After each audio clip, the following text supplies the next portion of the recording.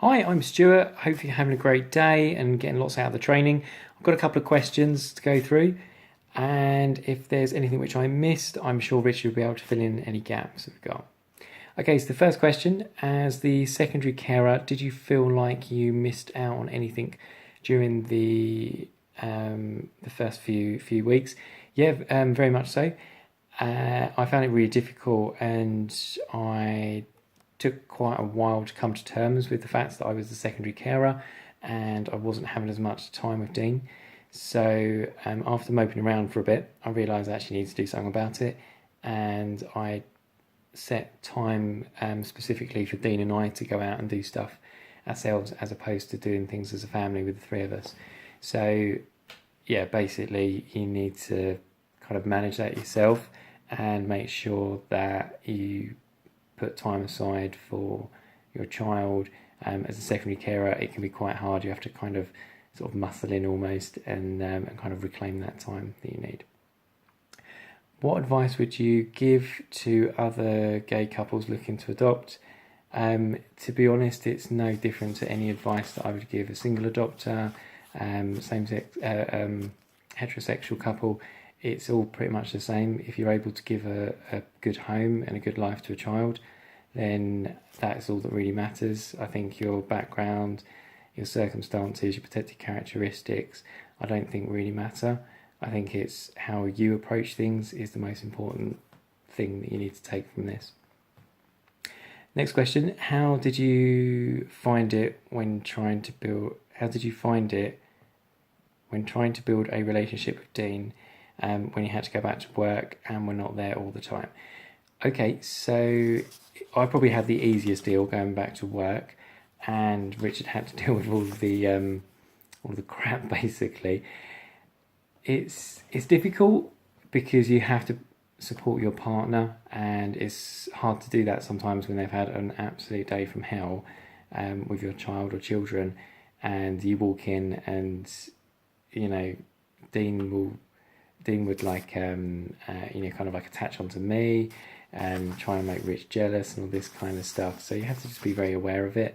And obviously, when the children are going to bed, actually that's when you need to do all the nurturing and nice stuff for the primary carer there. Next question: do you feel like 2 weeks was enough? I'm assuming you mean like the introduction period. Yeah, to be honest, I found it needed to happen, and it was 2 weeks was the right time, but it is really difficult. It is the most emotionally draining thing I've ever done in my life, and I didn't like that piece of it. Obviously, I liked getting to know Dean, etc., but really the actual bonding stuff starts happening when you start settling down into a normal routine. People start feeling comfortable, you start showing your true colours and that kind of stuff. It's very difficult for that transition period where they're potentially living in foster care for some of the time, living with you for some of the time. It must be pretty confusing for a young person to go through that. Next question: did you feel like? No, I've just done that one. You can tell it's late. Did you feel like you had to be a stronger person in the couple? No, not especially. We're both pretty strong characters. I think, we both have our moments, and, every now and then either one of us will need a pickup. I don't think, one of us is stronger than the other. I think it's pretty well balanced most of the time. Really struggle to read this handwriting here. How did you feel being the secondary carer and not being around all day every day? I think I've kind of covered that one, so hopefully that's okay. How long did you take off work during Dean's introductions to the house? So I think I took off, it was definitely 2 weeks to do the introductions, and then I kind of had a bit of a phased approach back to work, which was really nice actually. So I had a really understanding boss.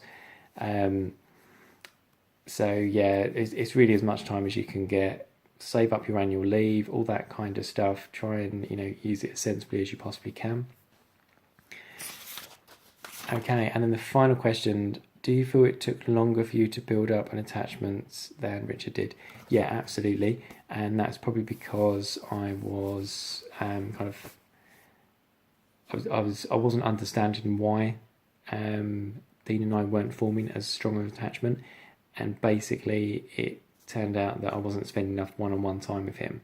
So Richard was getting to do all this great stuff, even if it's just dropping him off at school, picking him up, having those conversations, how was your day, that kind of stuff.